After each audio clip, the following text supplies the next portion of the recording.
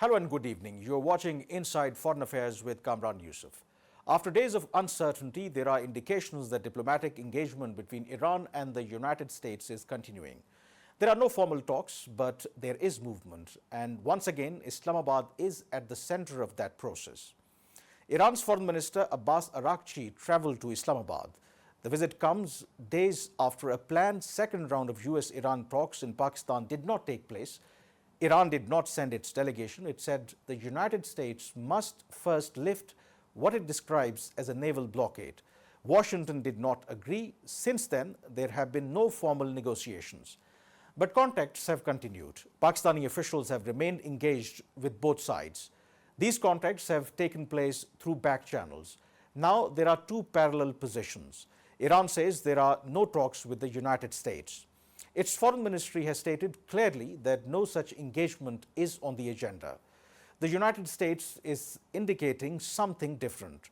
The White House says it has seen some progress. Well, look, as you know, and I spoke about it earlier this week, the president was flexible in granting an extension of the ceasefire throughout this time. The president has decided to dispatch Special Envoy Witkoff and Jared Kushner back to Islamabad. The Iranians want to talk. They want to talk in person. And so the president is, as I've said many, many times to all of you, always willing to give diplomacy a chance. So Steve and Jared will be heading to Pakistan tomorrow to hear the Iranians out. We hope progress will be made, and we hope that positive developments will come from this meeting. The White House has also confirmed that a U.S. team is being sent to Islamabad. Vice President J.D. Vance is on standby for a possible visit if there is a further movement. This position appears contradictory, but they reflect current structure of engagement. Iran has taken a public position that it will not negotiate under pressure. That limits its ability to enter direct talks. At the same time, it has not closed the door on diplomacy. Pakistan's role has been to maintain contacts between the two sides.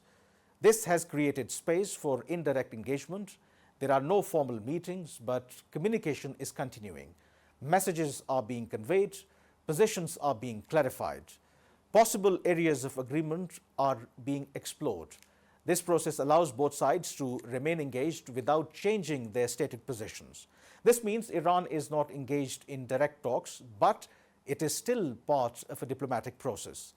The issue under discussion remains unchanged: Iran's nuclear program and the situation in the Strait of Hormuz. The Strait of Hormuz carries a significant share of global oil shipments. Any disruptions affects supply, pricing, and market stability well beyond the region. That is why developments around the Straits are being closely monitored internationally. Despite the earlier setback, there are indications that the process is still active.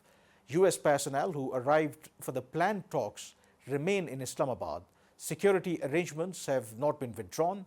Iran's foreign minister was holding consultations with Pakistani leadership. The visit is also part of a broader set of engagements. Abbas Araghchi is traveling to Islamabad, Muscat, and Moscow. Each of these capitals has a role. Oman has hosted previous contacts. Russia remains an important partner for Iran, particularly on the nuclear issue. Pakistan is maintaining communication with both sides. The current phase appears focused on consultation. Iran is assessing its position. Pakistan is relaying message. The United States is waiting for clarity on the next step. Pakistan's role in this phase is limited but important. It is facilitating communication at a time when direct contact is difficult.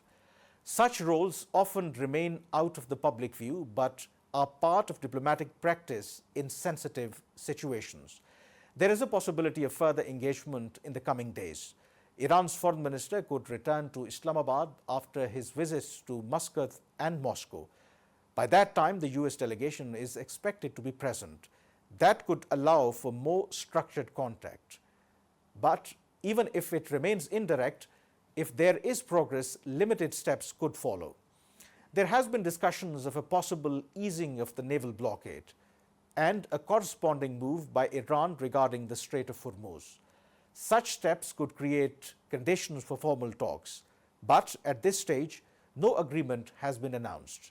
The position of President Donald Trump remains a factor. His recent statements have not provided a clear timeline. He has indicated Iran may present an offer, but details are not known. At the same time, there have been mixed signals regarding the direction of talks. For now, both sides are maintaining their public positions. At the same time, they are keeping channels open. This suggests that neither side is prepared to close the diplomatic options. So there are no formal negotiations, but there is continued engagement.